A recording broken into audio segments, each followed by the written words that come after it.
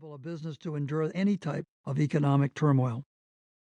I am simply delighted to have the opportunity to update Hug Your Customers. I hope you enjoy it, and I sure hope it inspires you to try out a few hugs. Prologue. Doesn't everyone? It's funny how an offhand comment at the right moment can end up crystallizing a lifetime's worth of learning. That's sort of what happened to me. My family and I run Mitchell's Family of Stores, a profitable high-end men's and women's clothing and jewelry business that was founded in Connecticut in 1958. Today we do well over $125 million in sales. Back in 2001, I was invited to be a panelist at a conference that Fairchild Publications sponsored for chief executive officers in our apparel industry. The conference was held at a resort in the pleasantly named city of Carefree, Arizona. Not many of the attendees, however, were feeling especially carefree. There had been almost relentless bashing of the retail industry, and it was getting everyone down. Department stores were struggling mightily against discounters. Dot-commers were going to change the retail world, and people were complaining that customer service was truly dismal. The topic of the panel discussion I was on pretty much summed up the somber mood. Apparel's black hole. But it didn't sum up my mood. It's a rare day you'll find me anything but exuberant. It's just the way I'm built. Glasses are never half empty to my eye. They're 5/8 full. Many times, they're full or overflowing.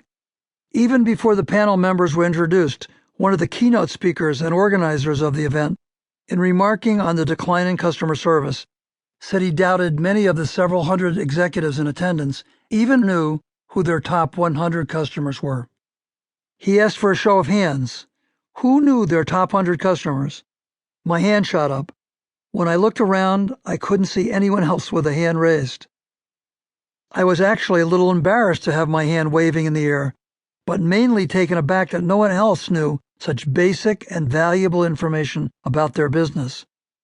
When I'm bored at home, rather than reading a book, I often punch the button on my computer and put in parameters to pull up our top 100 customers, or top 1,000 customers, men and women, and I studied them like I was studying vocabulary words for the SATs.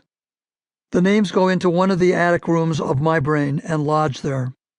As I once knew all the stats on Joe DiMaggio and Mickey Mantle, I now try to know all the stats on my top 1,000 customers, because that's the game, knowing the customer.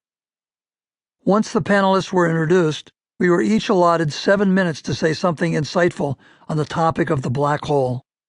My take was quite a bit different from the others. The first thing I said was that I viewed retailing today not as a black hole, but as a volcano. I saw it as a combination of energy, light, heat, and good things to come from the explosion. The trick was having the proper approach. I mentioned how astonished I was that my peers didn't know their top 100 customers. I said, hopefully without sounding pompous, I know my top 1,000 customers. I told how at Mitchell's, everyone from the sales associate to the tailor to the delivery person concentrated on the customer, and in doing so, we got remarkable results. I was thinking of all the customers we have that spend $5,000 a year after year at our stores, about the customers that spend $20,000 a year and those that spend $100,000. We even have a few that spend $250,000. That's right, $250,000 a year on clothes at our stores. I was thinking about how we embrace every customer with a friendly greeting and a smile. I thought about the 24 sales associates who write at least $1 million a year in business. It used to be unheard of for anyone to do $1 million in sales, but now we expect that the first year someone joins us. We even have 5 associates who write $2 million and one who writes an unthinkable $3 million in Westport, a town of 28,000 people. That's a lot of suits and dresses, and we sell them one at a time, one customer at a time. I went on to relate some of the stories about the elaborate and at times adventuresome extent we go to in order to exceed the expectations of our customers. Once I had exhausted my 7 minutes, I was really pumped. I get that way when I talk about our business.